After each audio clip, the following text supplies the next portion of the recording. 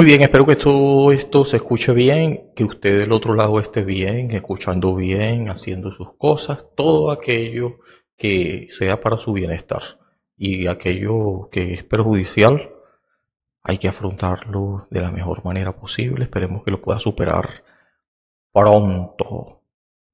Y dicho esta introducción, también hay que hablar del sol, del calor que está haciendo aquí en Ecuador, esta parte del mundo donde el sol en ocasiones perpendicularmente atraviesa la humanidad de todo el que esté presente.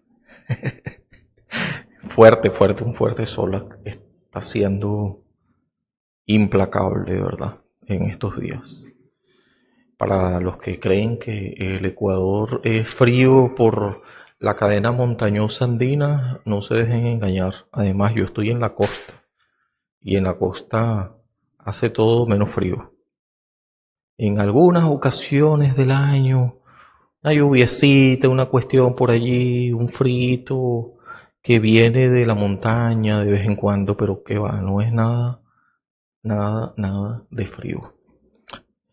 Dicho esto, y un poco bronceado, más rojo y más bronceado que de costumbre, voy a hablar sobre un término que también es por la letra A, estamos en rápidamente, y este término es el antagonismo, así le voy a poner tal cual, la palabra antagonismo. Es una contrariedad, es una rivalidad, es un antónimo, es una sustancia que habitualmente se puede poner en oposición y en el caso de las opiniones siempre habrá un antagonismo, alguien que lleve la contraria o como decía yo hablando de la síntesis, antes de la síntesis que viene, una antítesis. Entonces, antes de eso, y quizás de primero, la tesis, antítesis, síntesis, que yo hablé en un programa por allí, en un episodio pasado, quiero decir. Entonces, esto del antagonismo, que no lo voy a hacer tan larga, esta explicación, tiene que ver con, eso sí, lo voy a una explicación, una interpretación de una palabra, un significado o un significantes alrededor como para entrar en una significación posible. No hablemos del significado, que es algo más comprometedor. Después les voy a hablar del giro lingüístico. Yo creo que yo no he hablado de esto expresamente en un tema, en un episodio, creo que no. Entonces, dicho esto, bueno, voy a orientar esto a los significantes que están relacionados con la lengua, entre otras cosas. Hablando de las oposiciones fonológicas distintivas. ¿Qué es una oposición? Ya les decía, algo que está en una narrativa opuesta. Una oposición, en el caso de la fonología, ya está la palabra fonológica, y es distintiva porque está allí en una situación de que justamente por no ser, y es algo muy negativo en cuanto a la forma de cómo se identifica algo, no por lo que es, sino por lo que no es. De esto van las oposiciones fonológicas distintivas. Y ya les voy a decir por qué sí tiene que ver mucho con el tema en cuestión. Eh, Porque resulta que nosotros permanentemente estamos señalando y en esto discriminando y lo hacemos pensando en aquello que no está, por tanto, da identidad. Estamos seleccionando de aquello que no está, que nos percatamos que no está.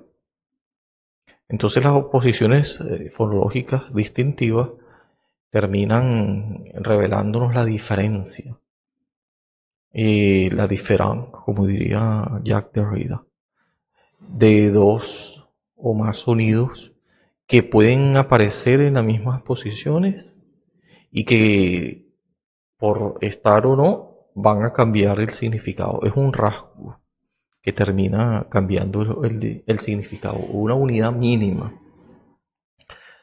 Y bueno, las oposiciones fonológicas son herramientas para trabajar eh, el, el, sí, la identidad de un fono, la relación existente entre estos sonidos y los que no están, los que no aparecen, los rasgos que no están, son los que van a determinar la identidad. La identidad implica que esta diferencia está muy relacionada con el significado. El conjunto de estas clases que equivalen, que son sonidos y están en oposición, pues nosotros revisamos el inventario fonológico o aquellos rasgos que por consensos, hablando de la gramática, deberían estar allí y resulta que no están.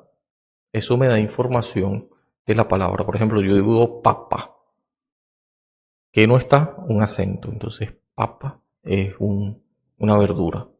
Yo digo papá, hay un acento. Y dependiendo de dónde esté ese acento, entonces yo sé que es un padre, ¿sí? Un masculino, padre. Entonces estas oposiciones fonológicas van de eso. Van de eso. ¿Por qué tiene que ver con la antología? Porque justamente hablamos de el protagonista. Siempre nos gusta poner allí esta dualidad y este protagonista es aquel que tiene todo lo positivo posible y todas las virtudes que lo pudiéramos poner en el lugar correcto, en lo positivo. Entonces le ponemos un más. Y lo antagonista es justamente lo contrario, el antónimo, lo negativo. ¿Por qué hablar de esto? Porque en el día a día nos encontramos esta dualidad, lo que debe ser, lo que es y el deber ser, eh, lo que no debería ser. Estamos haciendo juicios de valor permanentemente. Y lo hacemos para discriminar, lo mismo en las palabras. Yo voy a decir esto, es obvio que estoy dejando de decir un poco de cosas.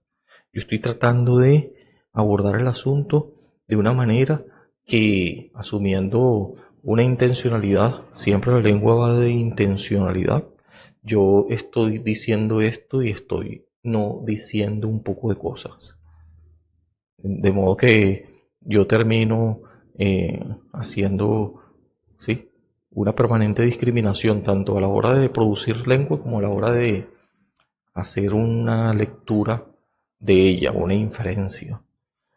Yo puedo ver rasgos no solamente lingüísticos, que tienen que ver con la fonología y la fonética, sino también puedo apreciar rasgos paralingüísticos, que son aquellos que no necesariamente tienen por qué ser lengua, pero sí que modifican, alteran o tienen mucho que decir en función a la comunicación que se está dando en el momento. Y yo puedo apreciar eso como contenido parte en cuanto a la inferencia, que yo no debo dejar por fuera esos aspectos, porque sí. O si no,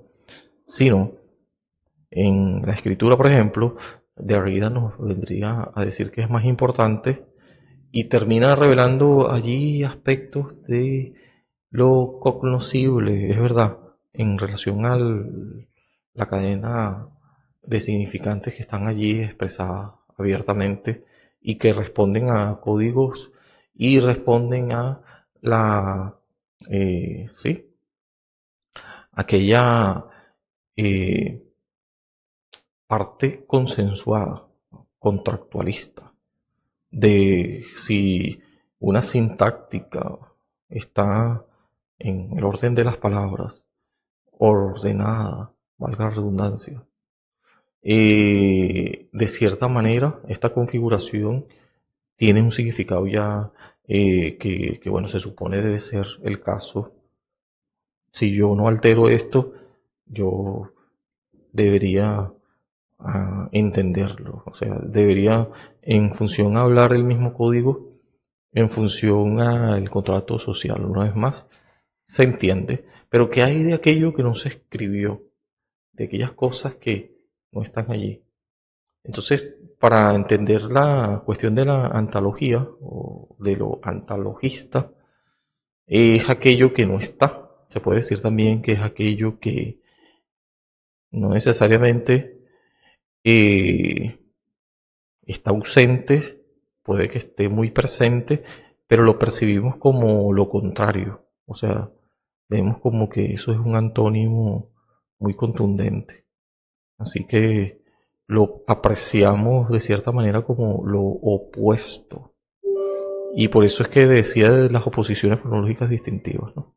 Por ahí lo que tiene que ver con los recursos lingüísticos que permanentemente usamos. Ajá, aquí estoy haciendo un cheque rapidito para ya terminar esto. Para ya terminar, porque vine aquí a grabar rapidito. Sí, porque hay un sol y aquí aprovecho el tiempo. Aquí está. Solamente quería terminar con unos ejemplos de las oposiciones fonológicas distintivas, unos ejemplos más concretos. Sí, las oposiciones fonológicas distintivas son las relaciones entre el sonido que se diferencia por al menos un rasgo distintivo y que puede aparecer en las mismas posiciones. Y algunos ejemplos, que justamente lo que quería poner ya para despedir, bueno, aquí está algunos ejemplos de posiciones fonológicas son eh, si aparece eh, pecar, pegar. Ese rasgo que es una G en vez de una C ya cambia todo. Bala o pala, pata o bata, moro o morro. Hay una adición allí de una R, así que se le da morro. Y por supuesto que evoca a otra cosa completamente distinta. Papa o popa, casa o gasa, quiso o guiso. Entonces ahí un poquito para entender que estas que estoy hablando acá son no necesariamente opuestas, sino eh, son fonológicamente, eso sí, distintivas. Distintivas. Entonces eso era lo que les quería decir rapidito sobre el antagonismo. En un cuento, una historia, una novela, etcétera, también encontramos los protagonistas y los antagonistas, que son justamente lo contrario, que siempre van a estar allí debatiendo y contradiciendo al protagonista y en esta historia se desenvuelve con una trama de inicio, desarrollo y cierre y siempre el antagonista está presente procurando crear el conflicto en esta historia, en este cuento, en esta novela. Así que también allí podemos ver una definición y un ejemplo al respecto en las obras literarias de lo que es un antagonista. Lo voy a dejar hasta allí. Chao, chao.